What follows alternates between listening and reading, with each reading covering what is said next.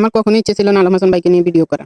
তো অনেকগুলো ভিডিও দেখছি বা আগেও দেখছি, শর্মিলারে নিয়েও দেখছি, মুক্তারে নিয়েও দেখছি, দেখতে দেখতে মানে এখন আরেকটা মেসেজ দিমু। তা আসলে আমার মতন কে কে আলম হাসান ভাইয়ের এই নাটকগুলা বা এই অভিনয়গুলা বা এই ভিডিওগুলা সোশ্যাল মিডিয়ার মধ্যে তার ওয়াইফ বা ভালোবাসা যেটাই হোক হতেও পারে, ভালোবাসা হতে পারে, আবার অভিনয় হতে পারে।